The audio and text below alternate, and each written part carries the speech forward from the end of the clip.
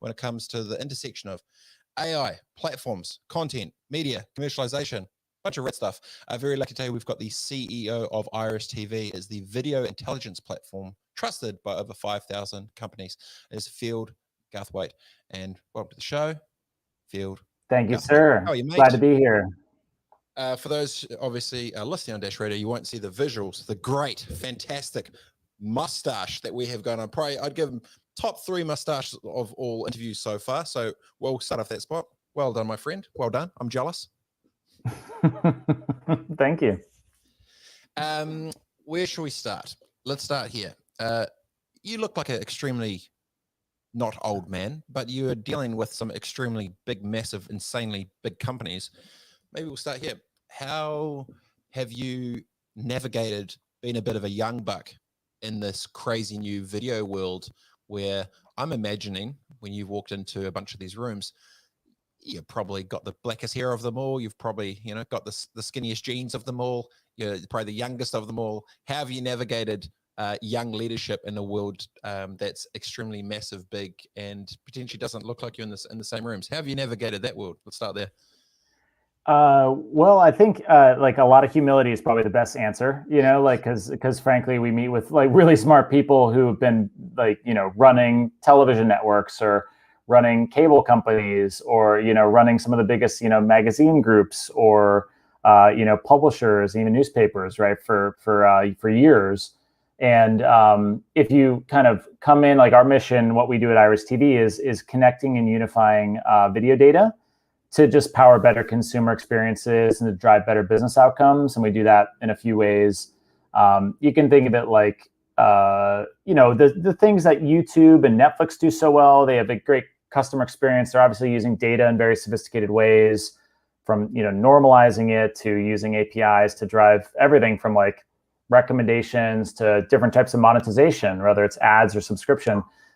We're creating a comparable tool set, but as like a suite of tools for everybody else. And you and I chatted about the rising war of the apps, coming with streaming services. And so, yeah, I think walking into the rooms with a lot of humility, and then, our team comes from some of the best companies in the world, whether it's like, IAS or Magnite and Rubicon Project or Talaria, or some of like the largest media companies in the world. Like we have this kind of team and an amazing kind of group of technologists building new products. And so, yeah, we just try to add value and kind of strike a tone that kind of generally people invite us back. Do you feel that? Do you think that you're making a product or more of like a G Suite platform? Like when you think of the business with what Iris is in the world of content, others, obviously the creator, you get to curate, but you kind of sit in this funky middle spot. When you look at your space within this ecosystem, do you feel that you're a more product or actual platform to build out? You talked about products and services before. How do you see Iris in the world of content and media? Yeah. Well, so we definitely view it as a platform. We are a video data platform, which means that we do video data onboarding. So we kind of like grab video data from the source, wherever it comes from. We normalize it and basically make it into a unified model, which is a huge kind of mess because every different media company has a different type of content management system and a different video player and a different ad server and a different, kind of ad tech suite. And so we kind of, normalize all that data. And then we do what we call video data activation. We'll take every video from, customers like CBS or, Mirror Group or New Zealand Herald, right? Like your Kiwi roots. And then we'll take their videos. We'll actually run it through, today it's about 10 different computer vision vendors. And we'll actually provide the video files to those vendors, very limited access of information to protect both parties. But then they create data on the video that they use computers to look at the images, the audio, and then also the text, so like natural language processing. And then they'll provide that data back to us, and we store it on every unique identifier for each video. And then we activate that with the like global ad tech, MarTech ecosystem So that basically Nike can then say, okay, I want to target people when they're watching tennis in the moment, right? The same kind of way you could do Google searches and target someone searching for tennis. Now you can actually do it when they're watching videos on tennis in the moment in real time, using these third-party trusted and verified data standards like Oracle Data Cloud and ComScore and GumGum and Zephyr and Advanced Contextual and Silver Bullet. And so there's these very exciting capabilities that then allow marketers to get more out of every kind of dollar that they're investing in video. So that's kind of the main thing that we're doing kind of at very, very large scale, video data onboarding, video data activation. And then we have this suite of applications, which is really where we started. And so initially we actually were just like a product kind of like narrowly focused just on video recommendations, doing that as a service, helping increase viewership for our customers. And then following some of these data law changes and kind of regulatory changes, all of our customers asked for help in this kind of new privacy-first ecosystem where cookies and IDFA and other kind of targeting capabilities are going away, and contextual data has really become super important. And we're just the solution that's enabling it for video and connected TV. Because when I was obviously checked out the website, it's iris.tv, and I was looking through and you're talking about the iris code of this unique identifier. When I looked at it, I was like, it's amazingly epic, because you've created essentially the trusted middleman that then creates stickiness between the actual creators themselves and the commercialization of that. It's the sweet spot literally between the creators and the commercial. And if you think of, I'm sure it's, a million people have told you, but, it's very hard to try and get creatives and commercials on the same page for anything. But then when there's something that's, data, it's not emotive, and it's sitting right there to be able to do it, it creates something, not only just stickiness from a user's perspective, but I'm also imagining a lot more, non-emotive data to help these businesses in real time make a bunch more advertising decisions, regardless what they may be. So it's a great little ninja move. And clearly, I figured that you had started with product then to go to platform.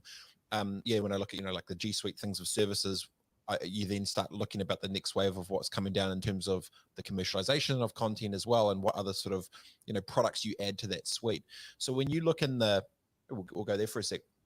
When you look at the future of commercialization, it still feels very gluggy between the direct conversion in real time from content to the buying stuff, right? Like we've gone through the post your promo code shit and put the little hashtag influencer URL, a referral link, and it's very, we're getting cars to Mars, but you can't flip and convert a video well enough yet. Like, what are we doing here? So when you think about this next wave coming down the pipeline, I see you nodding. I think you've got a great answer for this. How do you think this plays out for phase, let's call it, content commercialization 2.0? How do you think this plays out in the next give me a 3-year window, next 3 years? Yeah. So 3-year window, because your other question is like definitely like 5-year window. 3-year window is definitely around like creating and unifying data around data around video assets, like we were just talking about, that it's the same at the size and scale that buyers need. This is why they like YouTube and Facebook. The scale is there. But YouTube and Facebook, for example, don't provide transparency down to the video level. Because there's viewership that might be on things that are unsavory on those platforms, and it's it's a little bit opaque, on kind of, as a buyer, what's brand safe, what's not. So we like to kind of eliminate that opacity and create transparency. We're very focused on the connected TV market. So I think the next 3 years are going to be all about video level data and connected TV, and kind of the emergence of connected TV and video kind of like really actually merging with television. COVID-19 accelerated this change in a way where the TV industry has still been growing largely because it's stable. We all still watch TV, and many of us have those packages, and it's a fantastic service. What started to happen is during COVID-19, people cut more of those subscriptions than before. We think it's starting to kind of mirror the print industry in 2008. In some ways, the trends look very similar.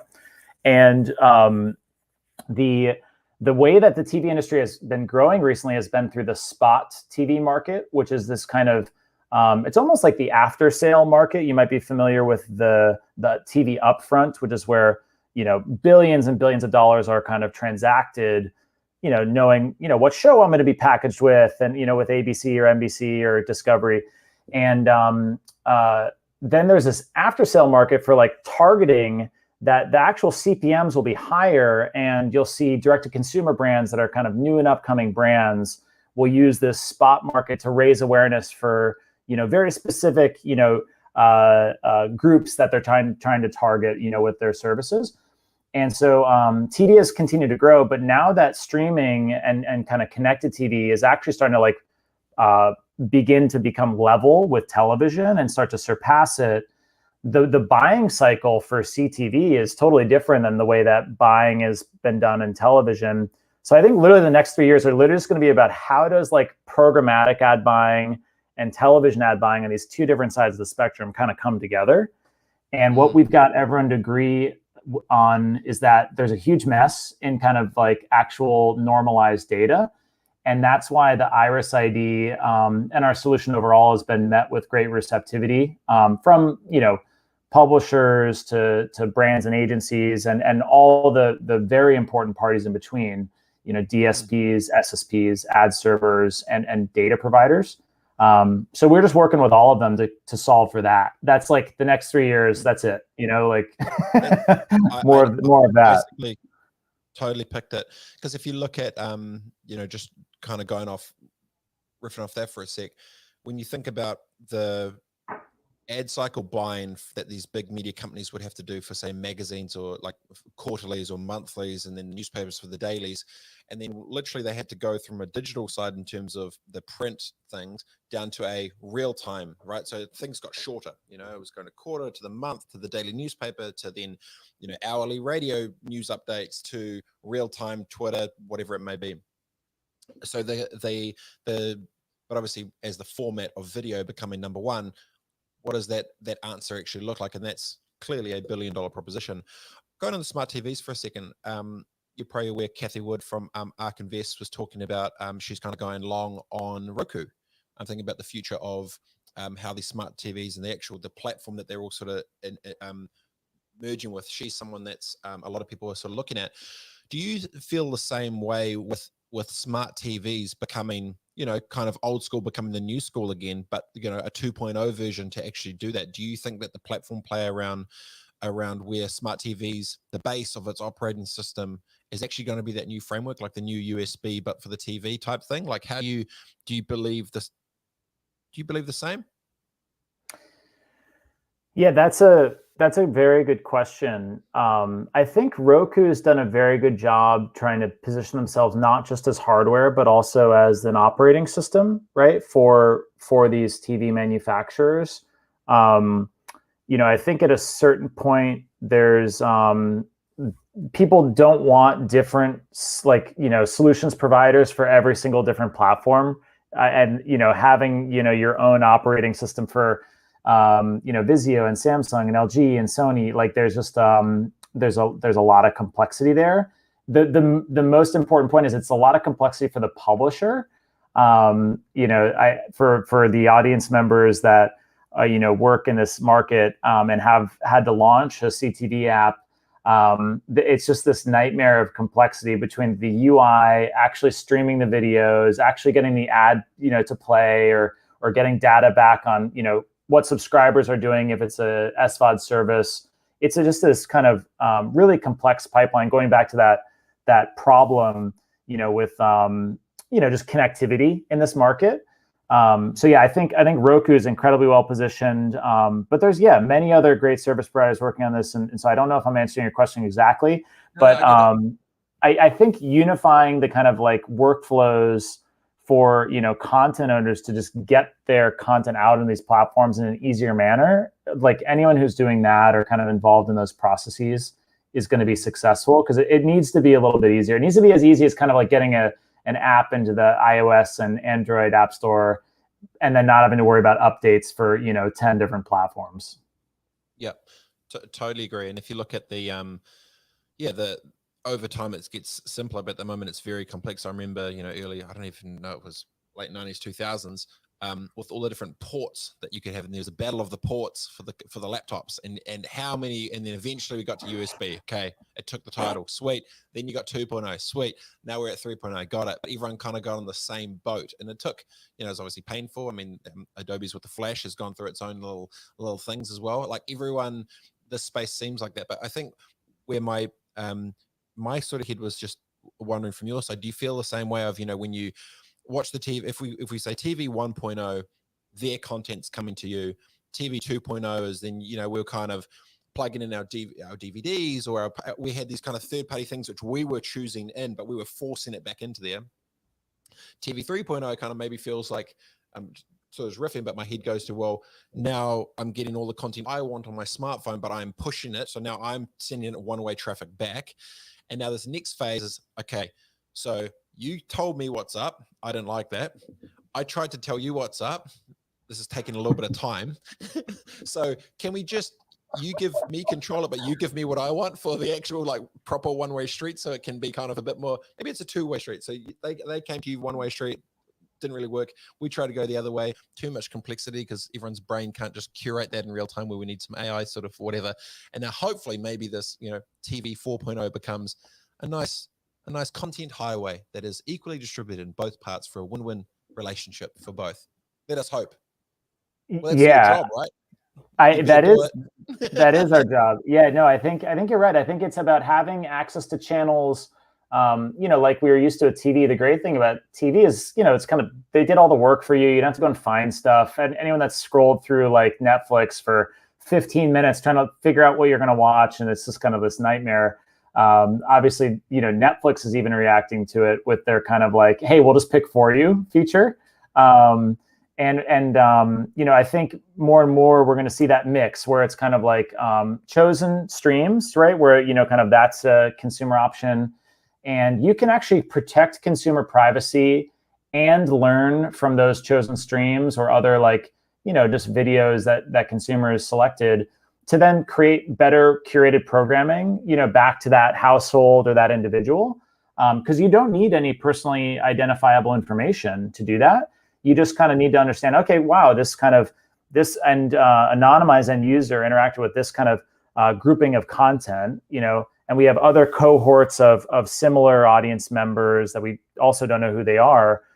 That's actually was our original solution, is really tackling that problem. So we're really excited about a couple like kind of, apps coming out of groups like the Weather Group. Frankly, like we think that there's like just very bright future ahead for groups like Pluto and many others, where they have that opportunity, kind of they're very well positioned to, in some cases, this is like, achieving the end goal of what Quibi was stated to do, which is find that middle ground. That's really what you're getting after, right? Quibi, I think, just had a tough time landing the plane and getting people out of just mobile first, and kind of made a big bet on those two formats. And I think just the timing with COVID, everything kind of came back to the big screen, right, as there was like kind of big bets on mobile, and clearly mobile is part of the equation. It's all kind of TV wherever we want to access it. But I think that the future of the industry is really going to be looking more like, the big screen than it is at, say, a TikTok. And TikTok will be a great, valuable business, but I don't think TV buyers are really thinking about, TikTok, right? They're thinking about, major broadcast shows and kind of the emergence of CTV. Yeah, you're obviously right in there. I was just thinking about moods. Like if you look at audio, one of the big rises that's been seen is time-sensitive moods that you may be in on Spotify when it pops up with different vibes that you might be on, right? It's a Friday night, it's hitting 9 o'clock, you go into it, it's like, there you go, club bangers, done. All right, giddy up and go. That's not popping up to you on the Monday morning. And it does, and I think if you look at, some of the different algorithmic selections when that pops up on these different apps that we're sort of talking about, they're starting to get into categories, but not time-sensitive moods. Like I know, if the game is on or this or that, I think switching from like if music can go to mood, I haven't seen any video solution actually get down to that level. Like there's categories, but on my drive to work, I may not be in the same, let's sit down and watch a 2-hour episode of Game of Thrones or something, right? Like it's probably not the right time zone for that as well. I'm just wondering, even with movement data, with what potentially exists with a average human's schedule, with where that starts to intersect to get better, more curated video content, I'm interested to see roll out too. But yeah, the mood pieces is yeah, good. And actually on that Quibi thing as well, I was just saying, it's quite cool that they actually gave a bunch of their investment back, and we're just like, hey guys, just take your money back, because yeah, which is actually, you got to give Megan that some props. Like, you know, you took a loss, you gave the cash back, you didn't spend it for no reason. Well done. So there were some great people over there. Yeah, like I was rooting for Quibi. Yeah, and your point on moods, I mean, I think that was something that Quibi was really thinking a lot about. You know, that was I think they had a pretty interesting vision for it. The complexity around it is, you kind of need video level data to make that a reality. You kind of like need to break down, okay, like what is the sentiment of this episode or this show, or, you know, and that's again, something that's been locked into the kind of like video metadata, like that audio, that image, that script, that, you know, kind of text. And so unlocking it is something that we think the TV experience will get substantially better, right, as you start to make that data available. And we just focused on this problem around video level data wasn't available for marketers. And that's a really big problem, because then, you know, someone like Pfizer, right? You saw that headline around how they kind of had their ads targeted to misinformation about vaccines. Okay. That's a pretty big problem. Yeah. So that happened like 2 weeks ago, you know, kind of end of February 21. And given the rollout and everything, that's just bad news, right, for all parties. So that can be prevented. You know, like there's a great solutions out there like Oracle Data Cloud and Interval Ad Science and Double Verify that do that at the page level. And so all we're doing is kind of taking those same solutions, and now we're enabling it at the video level. So again, you don't have like anything like that alongside of a video of that kind of misinformation. And we make it available under the same kind of, we just make that same data available on every video. So that's kind of something where we found a commercial application of this video level data that's enormous, right? It's a very big market opportunity, because this type of brand safety contextual data, if it's not 100%, it should be, of all display ads, kind of use web page level data to do that targeting, right? Like knowing if this is brand safe, or if this is about, you know, vaccines, that, you know, kind of like how-tos, and it's actually like a trusted brand safe news source. So that's the first application. But once you have that, you can unlock things like moods. And to something we talked about before we got on the air was, you can actually then unlock things like commerce. The reason that you start to see commercial integrations with like just tapping to click and buy on Instagram, and that's obviously been really successful. One, it's aligned with Facebook and Instagram. They're kind of like a bottom of funnel transactional solution, right? You know, so if you're a marketer, they're using them for bottom funnel CPA type, you know, outcomes. And the other thing is that Instagram owns its own CMS and video player and ad server. It's all kind of like in one stack, so it's easy for them to do development of a new solution. And what we're trying to bring to the rest of the ecosystem is just kind of unifying it, like you pointed out, the Iris ID. Once it's unified, you can just layer on other products. And so our vision is actually to like empower developers, and at some point even have a seed fund where we're actually like funding development, you know, on top of our platform. And that's something that you know, if anyone hears this, you know, please reach out to us, you know, and pitch us your idea, because that's something that we want to fund for just the whole ecosystem. It goes back to just improving customer experiences and, you know, driving business outcomes for content owners. So the same wave, because my brain just went down a bit of a funky spot for a second, the same way if you think about, you know, audio going from that into moods, if you look at YouTubers now, they very much obsessed about the algorithm, with what's working, what's not, what's popping, what's not, and they're getting data, and then using that data to influence their next creative, which is going to hopefully drive more eyeballs and views, right? If you are sitting with this user ID code in the middle that basically acts as the conduit that creates its video base layer between the creators and the commerce, is there production houses who are just getting access to this and reverse engineering what the consumers want from a content level to then push back into the ecosystem. And instead of going to the creator, literally saying a Netflix or a whoever it may be, being there like, okay, this is our, let's just call it our Iris content hub.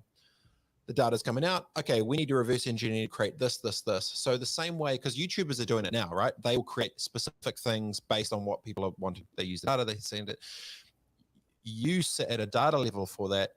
Are production companies talking to you to try and reverse engineer your data to change their creative, to make it more impactful or effective? Or from the other side, like you're talking about empower programmers, my question is, are they using Iris to actually empower creators and reverse engineer the data to create content? Is that a thing yet? It is, yeah. It's still pretty like emerging, right?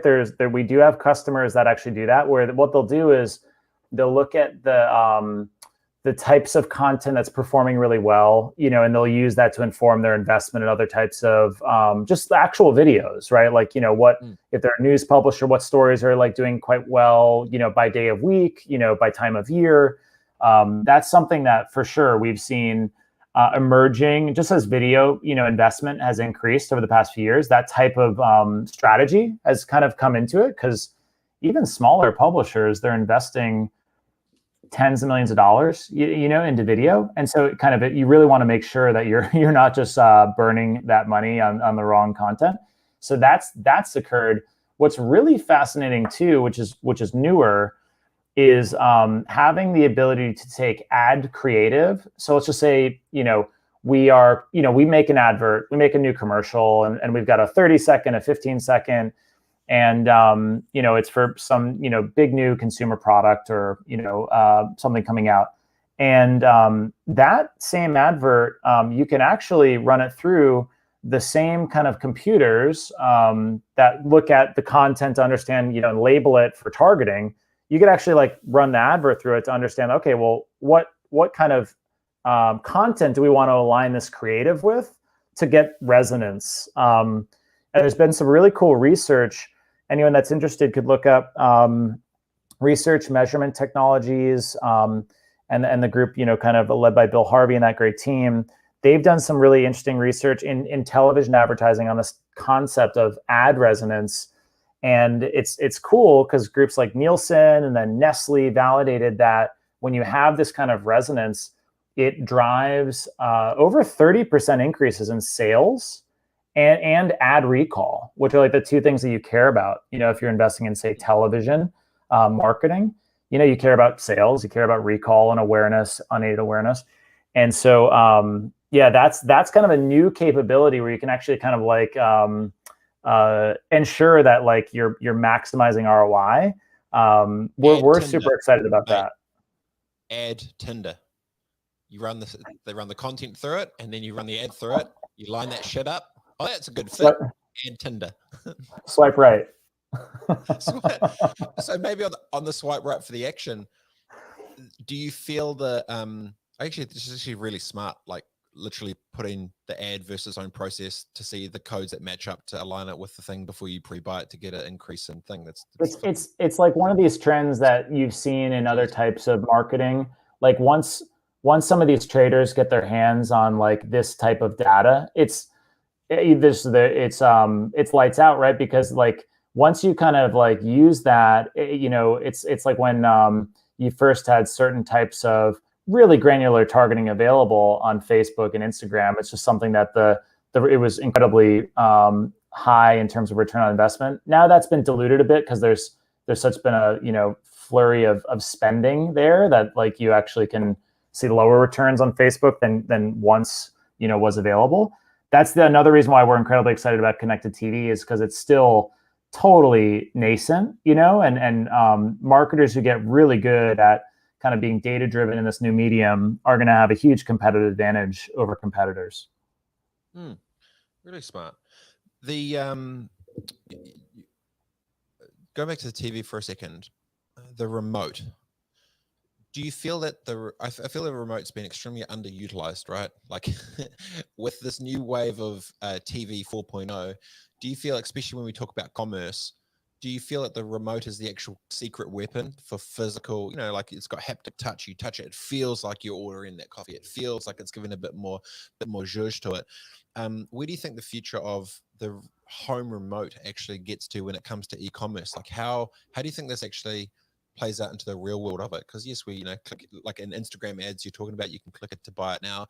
Do you feel that the physical thing of touching it, pushing it, going it, do you think that's the secret hack of not only potentially for e-commerce, but also potentially for sports gambling and betting and stuff as well? Like how do you think the integration of something in the real world interacts with online gambling and betting / sports betting / e-commerce? Because I don't know the answer to it, but I'd be intrigued to pick your brain if this is it a bit of a secret little ninja move that is about to come down the pipeline?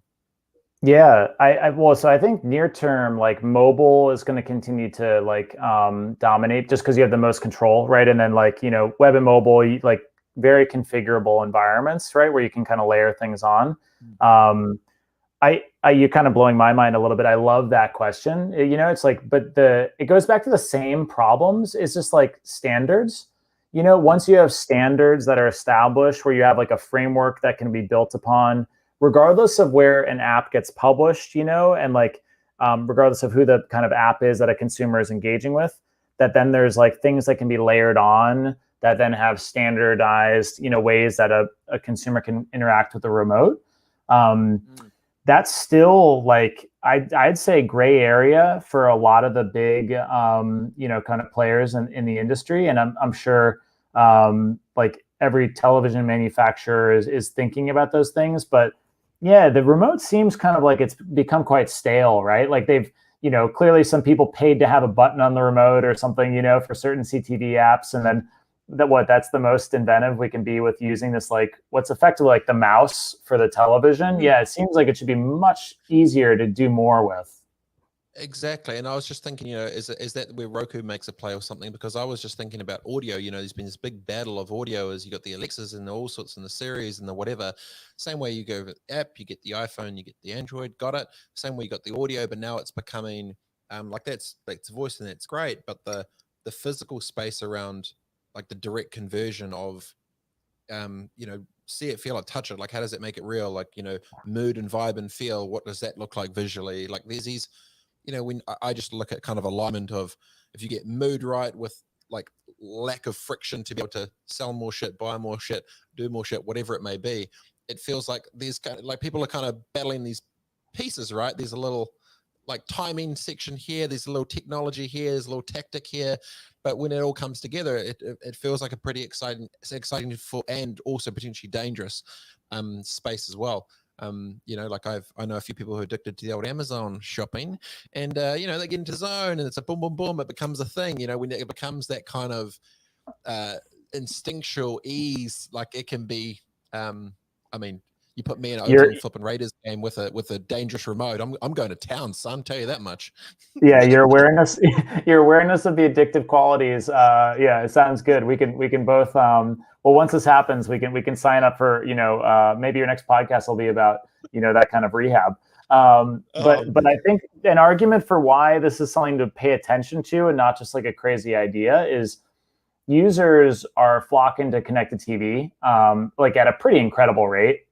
It's been growing. We saw, for example, like just in video and connected TV, like 20x growth last year, and then it hasn't slowed down as COVID like restrictions is starting to lighten up. And so what's crazy is that all this data has been siloed. You have some vertical players like YouTube or Instagram or Facebook, but the connected TV ecosystem is not controlled by any one of those parties, right? Like YouTube's big, but so are all the other apps. And so now you have this new medium that not only is growing fast, it's actually been proven to drive higher return on ad spend, right? The kind of actual things we were talking about earlier, like sales lift and kind of awareness. It's been proven to be like higher than the number 2 medium, which is television. There's this kind of massive study done on this topic where like $48 billion of advertising spending was tracked to 2.2 trillion of consumer spending. And the big areas were, a huge amount. The big areas were consumer packaged goods, huge, right? Obviously, because that's everything from, like soaps and kind of packaged foods to, even tennis shoes. And then quick service restaurants, and then also auto. So they tied all this data together because those data sets were available. And they found that for CPG, and quick service restaurants, QSR, it was 9 times more valuable to invest in CTV over television, 9 times. And auto, I think, was 4 times. And so that medium is a total gold mine. And any data normalization, any requests for data normalization from buyers is going to benefit them, because then they're going to have more signal to actually actually put money into it with the kind of granularity that people are used to for like display advertising. So, that's where what we've been doing is just encouraging folks to ask for Iris enabled, right? Because like that's kind of just part of the solution here, just to get at that big lack of transparency. This is something, the space really well, but something that we've heard a lot is buyers, when they buy like, Pluto, for example, right? One of the best apps out there. There's like 800 channels on Pluto. So they don't actually know what channel or what content they're investing in. They can maybe sponsor a channel, or they can, target a household identifier. But in other cases, they actually don't get that data back. So we're working to solve that problem with all kind of CTV, publishers out there, so that then buyers can get some more transparency, put more money to work, and that's going to really lift, kind of publisher revenues, fill rates, and CPM rates, because CPM rates justifiably can go up for those most valuable data segments for certain buyers. So it's a super exciting opportunity, and it all relates back to the remote, because if you have data normalization and standardization across apps and publishers, then you can start to do more. Well, also as well, as soon as you empower that remote, but you have the same thinking around to autoplay the next part of that content stream, it just starts going. And if you can just one touch to not actually choose, but one touch to consume or to buy or to convert, that becomes, I think, an even bigger proposition. See, we're seeing the future of media and content right here, mate. We'll be looking back at this in a few years, be like, I flipping told you so. We're sitting there, we talked about this shit, and then Roku comes out and does a USB for remote, and that plugs into the TV shit, and all of a sudden we're to the moon, son, to the flipping moon. All of a sudden, we're going to be addicted to sports betting on in-app purchases, and Well, Kathy Wood from Ark Invest was talking about it with the big shutdowns and stuff. A lot of these different states are going to be wanting to get increased revenue however else they can, and if this is potentially one way to do it, look for that to roll through. But I think to your point though, Field, is it feels very kind of like blindly fragmented but aligned. Like they come in and it's just like it's everywhere, but you've kind of done the same thing that where linear TV die or like got stuffed was like, well, how do I know what's going where? It's just that you kind of just throw it into the ether, and it's like, well, what is the cum rate? What is the where's the tangibility of it? And for a world that's so digital, it doesn't really feel like that's the best solution, where you're talking about getting down to a granular approach, but then still there's certain parts and mechanisms of the actual media buying which are kind of going into the ether, just as like how media 1.0 failed, which is why digital won. So you would hope that digital 2.0 doesn't make the same marketing mistakes in terms of placement as 1.0 when the data does exist. But on the thing about apps, I thought about this. I've been thinking about this for a while actually, around how linear TV came across, and in New Zealand we've got two content channels. We've got TVNZ, which owns T1 and 2, and we've got Media, which is 3 and 4, and that's it. So we got 2 players, great. But in America, there's hundreds, right? And what it felt like happened with TV 1.0 is it came across, and all of a sudden there's hundreds of channels, and there's a whole bunch of different things, and it goes under one sort of cable network. I've got cable, I've got 100. Now it feels like I need to have my Hulu app, I need to have my Netflix app, I need to have my Disney app, I need to have my ... And these platform apps are becoming the new channels that existed before someone consolidated them together.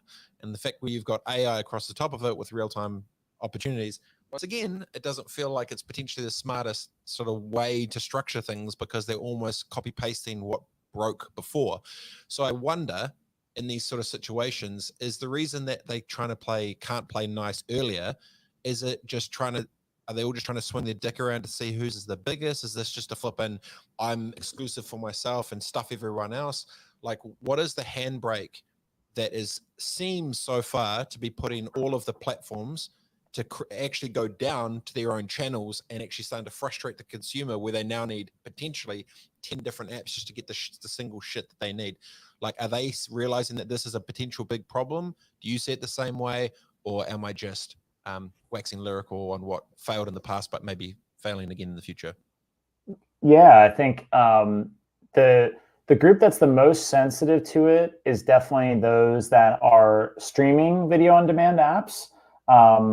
And there's Netflix, there's Disney Plus, and then there's many others, right? And like if you kind of think about the kind of like households, that are going to pay for many of these services, those SVOD apps experience very high churn rates. So they're very attuned to the problem that you're talking about.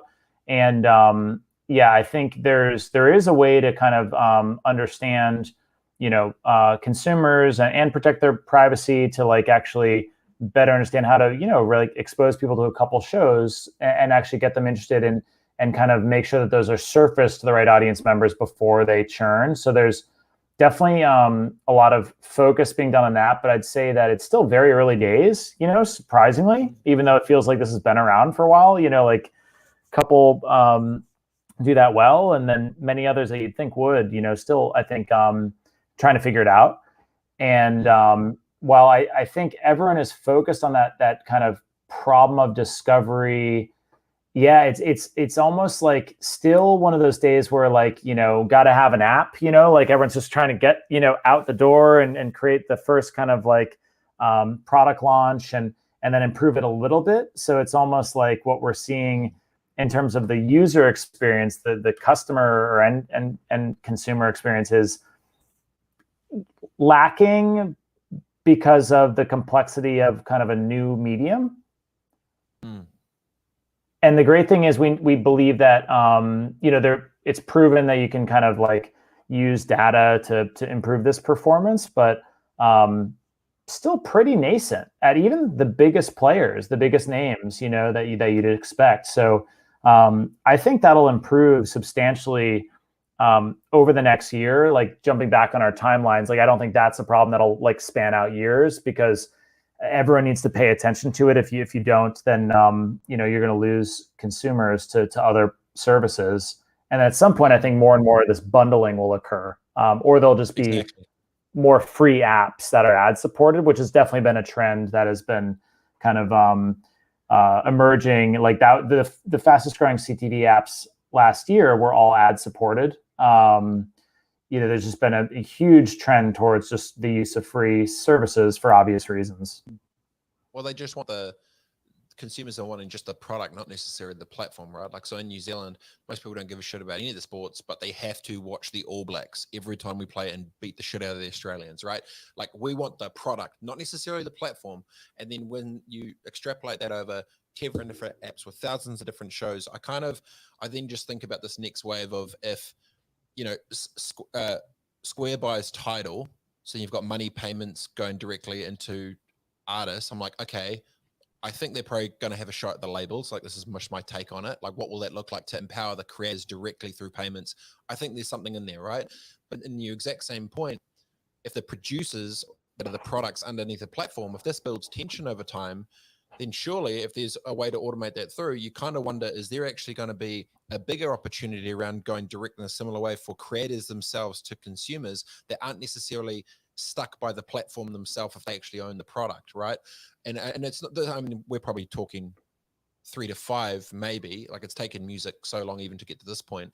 But then I wonder, actually, even more so, all of that data for those creators are going to come off the Iris IDs of the world. They're going to come off the data-driven thing in its own community, and then they might be able to even reverse engineer that content for different ad players that are in the spend, which is a higher potential hit rate of alignment because you've already done the data to back it up to start with, right? So it's really that's a super interesting intersection between that tension that I feel is going to build, or I can feel it start building between product and platform now, and there's solutions starting to potentially come out of music, but when this transitions to a different format, I'm wondering what does that world of content actually look like, where the empowerment isn't necessarily the platforms themselves, but potentially can come down to the creators, right? I think it's a really interesting space to even start looking at. I know we're like stargazing a little bit, but as soon as I saw that Square title thing, I was like, oh, no. I think this is a label play. And then I transitioned to media and I was like, oh, actually, if show number 3 that's on Disney right now or is on Hulu or is on Netflix, if they're not getting the love, but then they control it and they can go to a bigger market, flipping is a Roku USB thing. Okay, now we're talking. There's some shit there. So do you like, there's the, and I mean, I'm not a Hollywood guy. I've never been to Hollywood. I don't know that world, but I can feel that tension from the community. And I can, as a consumer, but also as a creative and a commercial, bit of a commercial guy, I think that's I mean, the longer we talk, the more I'm just like, holy shit, I think your business is pretty good, man. Well done. You're like the Switzerland. It's flipping genius. Yeah, Switzerland is key. Like we started to make sure that the content owners could profitably invest in video, but now it's quite cool because then if you unify the data, you can make it so it's useful to marketers too, right? But to your point on the channel side, yeah, like it's what's great about it is the All Blacks can actually take all their content, right? For example, and they can just get a channel on Zumo and Pluto and Tubi, and so they can actually get all these channels out there, and get it on Vizio and get it on Samsung, and like actually just like it's straightforward now. And there's some great service providers, kind of like a Verizon, Uplink, Amagi, and Whirl. They're the service that will just create these channels, right? And then kind of create the ad inventory. So it's kind of like just putting something on television. There's not this huge technology challenge, which is kind of amazing. But to your earlier point, then you have like just so many, right? It's just growing. So at some point, I do believe it'll be cheap enough that the All Blacks could have their own app, right, on these different services, and just kind of like just be much easier to almost like get to a point where video, for creators, you can actually have almost like this capability, like a Squarespace, a Wix, a Shopify. You can kind of take it end to end, and that's where we believe things could eventually go. Like we think that as the cost of streaming content gets cheaper and cheaper, why wouldn't you want to have those capabilities in house? So yeah, those are some of the longer term things we think about. Yeah, and then from your side at the moment, if you're going B2B for the platform, you just rejig it and go B2C with a white label little API plugin that can go to the back end of any of these creators that can just have that additional SaaS play, little add-on for $10, whatever it is a month, the same way you do these other premium things. And all of a sudden your market doesn't go to the 5,000 companies, it goes to the 5 million creators, right? Because that's, I mean, you're a smart man. You probably think about all this shit. I'm just thinking it from my side. I'm like, that's really interesting, because then you get access the same way you click and get the analytics that pops through from these little videos. And the reason you get that as a creator is, what do I do next? Where is the intel? Where's the ammunition of data that's non-emotive that kind of leads me down the path of where I want to go? But when you can sit as that potential conduit, not only for the data to give you that back, but also for the potential future revenue streams of where you can go to, let the big boys, swing their dicks out over the platforms. That's fine. But you see how this is played out in the retail world, the music world, the corporate world.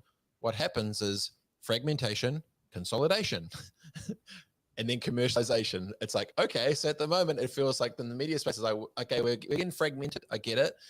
And then it's like, okay, who squeezes it in, who rolls it up, and then who flip and throws the hammer down. Yeah, man, and I think it's great.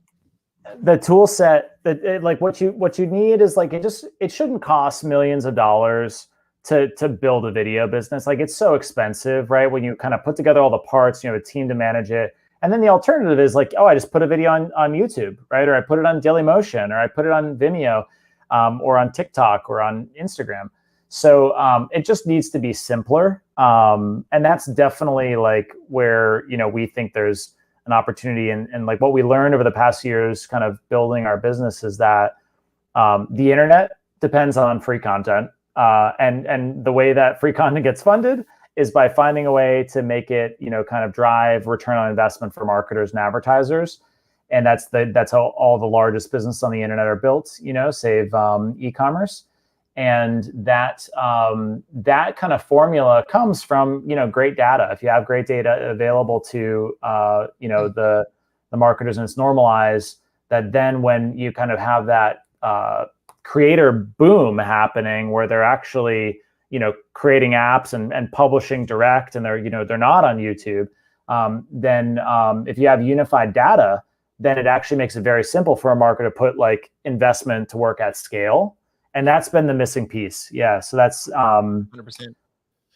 And the creators themselves aren't usually that good with the commercial side. So even just from if you flip it out, instead of, putting the content through the machine to give it all this the analytics or insights or whatever, from a creator's side, their archive already exists online anyway. So being able to back troll your past archive that already exists with the new tech might actually give you instant insights and upside of what you can do now before you even start, because the whole thing's automated. It's like, cool, plug in your YouTube channel, your Twitter, your Instagram, your whatever, and it just takes all of it. It's like, cool, over the last 10 years, you've done 200 videos. This is all the stuff that works. And all of a sudden you can actually help do the job of the commercialization for the creators, because the archive actually already exists in the real world.